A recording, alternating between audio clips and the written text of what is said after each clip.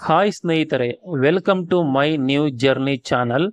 ಈ ವಿಡಿಯೋ ನಿಮಗೆ ಇಷ್ಟ ಆದರೆ ಲೈಕ್ ಮಾಡಿ, ಹಾಗೆ ಒಂದು ಸಬ್ಸ್ಕ್ರೈಬ್ ಮಾಡೋದನ್ನು ಮಾತ್ರ ಮರಿಬೇಡಿ. ಈ ವಿಡಿಯೋದಲ್ಲಿ ನಾವು ವಿಂಧ್ಯಾಚಲ ವಿಂಧ್ಯಾವಾಸಿನಿ ಅಮ್ಮನವರ ಬಗ್ಗೆ ತಿಳಿಯೋಣ.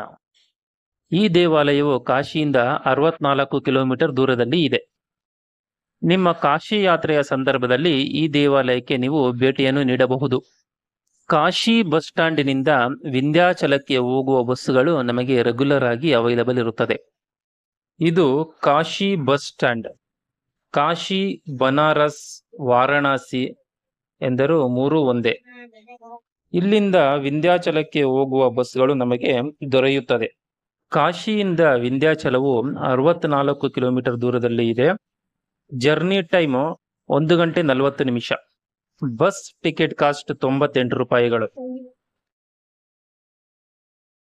ಇದು ವಿಂಧ್ಯಾಚಲ ಬಸ್ ಸ್ಟ್ಯಾಂಡ್. ಈ ಬಸ್ ಸ್ಟ್ಯಾಂಡಿನಿಂದ ದೇವಾಲಯಕ್ಕೆ ಹೋಗಲು ಶೇರ್ ಆಟೋಗಳು ದೊರೆಯುತ್ತದೆ. ಒಬ್ಬರಿಗೆ 20 ರೂಪಾಯಿ ಚಾರ್ಜ್ ಮಾಡುತ್ತಾರೆ. ವಿಂಧ್ಯಾಚಲ ವಿಂಧ್ಯಾವಾಸಿನಿ ಅಮ್ಮನವರ ದೇವಾಲಯವು ಗಂಗಾ ನದಿ ತೀರದಲ್ಲಿ ಇದೆ. ಇಲ್ಲಿ ಅಮ್ಮನವರು ನಮಗೆ 3 ರೀತಿಯಾಗಿ ದರ್ಶನವನ್ನು ನೀಡುತ್ತಾರೆ: ವಿಂಧ್ಯಾವಾಸಿನಿ, ಕಾಲಿಕೋ, ಅಷ್ಟಭುಜಿ. ಈ 3 ದೇವಾಲಯಗಳು ತ್ರಿಕೋನ ಆಕೃತಿಯಲ್ಲಿ ಇವೆ. ಇಲ್ಲಿ ಅಮ್ಮನವರನ್ನು ಯಂತ್ರ, ಮಂತ್ರ, ತಂತ್ರ ಈ 3 ರೀತಿಯಾಗಿ ಪೂಜಿಸುತ್ತಾರೆ. ಒಂದೊಂದು ರೂಪಗಳನ್ನು ಕೂಡ ಒಂದೊಂದು ರೀತಿಯಾಗಿ ಇಲ್ಲಿ ಪೂಜಿಸುತ್ತಾರೆ. ಪುರಾಣಗಳ ಪ್ರಕಾರ ವಿಂಧ್ಯಾವಾಸಿನಿ ಅಮ್ಮನವರನ್ನು ಶ್ರೀಕೃಷ್ಣನ ತಂಗಿ ಎಂದು ಹೇಳುತ್ತಾರೆ. ಇದು ಹೊಸದಾಗಿ ನಿರ್ಮಿಸಿರುವ ಕಾರಿಡಾರ್. ನಾವು ಪುರಾಣಗಳ ಪ್ರಕಾರ ನೋಡುವುದಾದರೆ ಶ್ರೀಕೃಷ್ಣನ ಜನನಕ್ಕೂ ಮತ್ತು ಈ ಸ್ಥಳಕ್ಕೂ ಸಂಬಂಧವಿದೆ. ಕಂಸನ ತಂಗಿ ದೇವಕಿಯು ಯಾದವರಾಜ ವಸುದೇವನನ್ನು ವಿವಾಹವಾಗುತ್ತಾರೆ. ಈ ವಿವಾಹದ ನಂತರ ಈ ನವದಂಪತಿಗಳನ್ನು ಕಂಸನು ತನ್ನ ರಥದಲ್ಲಿ ಕರೆದುಕೊಂಡು ಹೋಗುವಾಗ ಆಕಾಶವಾಣಿಯೊಂದು ಕೇಳಿಸುತ್ತದೆ. ಈ ಆಕಾಶವಾಣಿಯು ಕಂಸನಿಗೆ, ಓ ಕಂಸ, ನಿನ್ನ ತಂಗಿಗೆ ಹುಟ್ಟುವ 8ನೆಯ ಮಗುವು ನಿನ್ನನ್ನು ವಧಿಸುತ್ತದೆ ಎಂದು ಆಕಾಶವಾಣಿಯು ಕೇಳಿಸುತ್ತದೆ. ಈ ವಿಷಯವನ್ನು ತಿಳಿದ ಕಂಸನು ಉಗ್ರರೂಪವನ್ನು ತಾಳುತ್ತಾನೆ.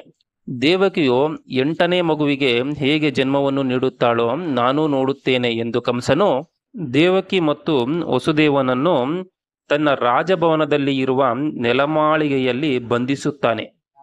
ಕಂಸನು ದೇವಕಿ ಮತ್ತು ವಸುದೇವನನ್ನು ನಿರಂತರವಾಗಿ ತನ್ನ ಕಣ್ಗಾವಲಿನಲ್ಲಿ ಇರುವಂತೆ ನೋಡಿಕೊಳ್ಳುತ್ತಿರುತ್ತಾನೆ.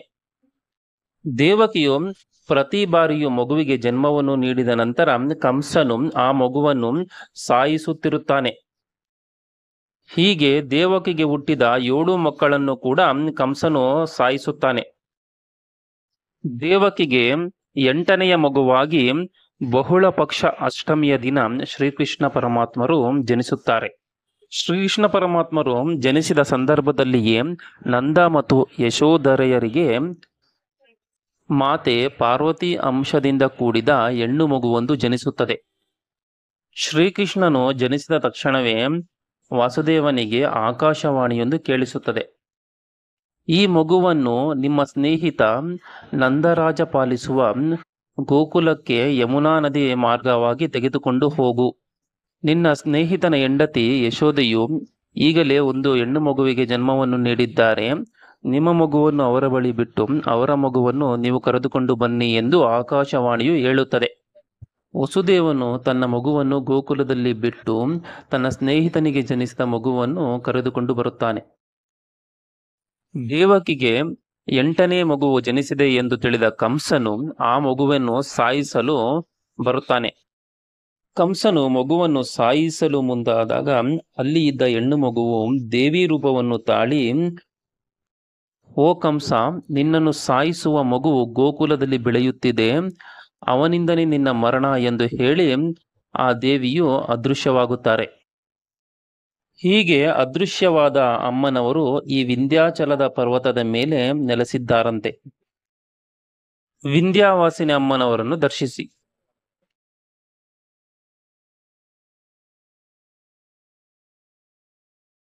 ದೇವಾಲಯದಿಂದ ಹೊರಗಡೆ ಬಂದು ನಾವು ಈ ಮಾರ್ಗದಲ್ಲಿ ಹೋದರೆ ನಮಗೆ ಗಂಗಾ ನದಿಯು ಸಿಗುತ್ತದೆ.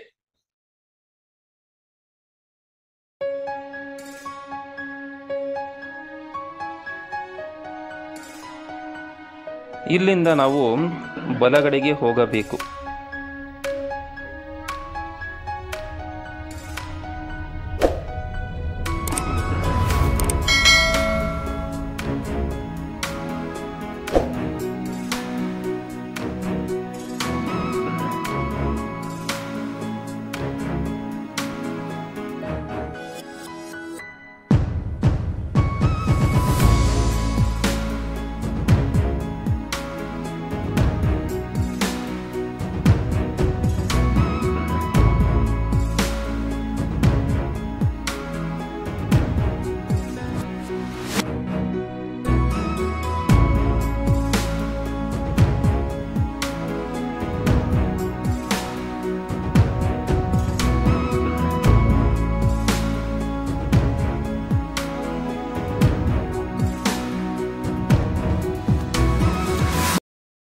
ಕಾಲಿಕೋ ಮತ್ತು ಅಷ್ಟಭುಜಿ ದೇವಾಲಯಗಳಿಗೆ ಹೋಗಲು ನಮಗೆ ಶೇರ್ ಆಟೋಗಳು ದೊರೆಯುತ್ತದೆ.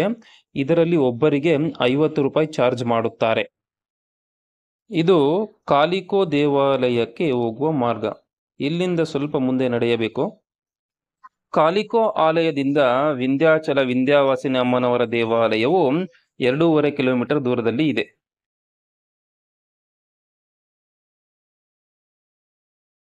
ಕಾಲಿಕೋ ಅಮ್ಮನವರು ದರ್ಶಿಸಿಕೊಳ್ಳಿ. ಕಾಲಿಕೋ ಆಲಯದಿಂದ ಈ ಅಷ್ಟಭುಜಿ ಆಲಯವು 5 ಕಿಲೋಮೀಟರ್ ದೂರದಲ್ಲಿ ಇದೆ. ಕಾಲಿಕೋ ಆಲಯದಿಂದ ಈ ಅಷ್ಟಭುಜಿ ದೇವಾಲಯಕ್ಕೆ ರೋಪ್ ವೇ ವ್ಯವಸ್ಥೆ ಕೂಡ ಇದೆ. ನಾನು ಮೊದಲೇ ಹೇಳಿದ ಪ್ರಕಾರ ಈ 3 ದೇವಾಲಯಗಳಲ್ಲಿ ದೇವರನ್ನು ಯಂತ್ರ, ಮಂತ್ರ, ತಂತ್ರ ಈ 3 ರೀತಿಯಾಗಿ ಪೂಜಿಸುತ್ತಾರೆ.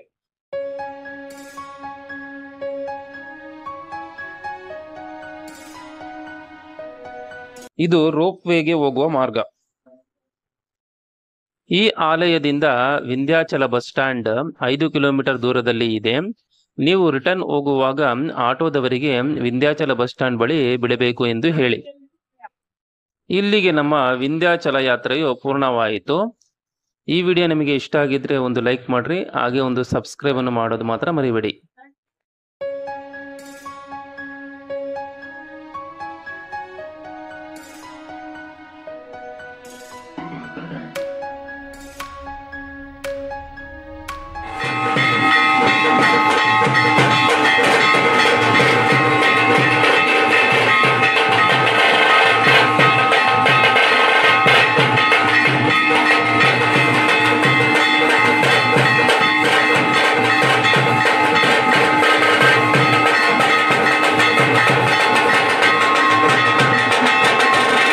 ಅಷ್ಟಭುಜಿ ಅಮ್ಮನವರು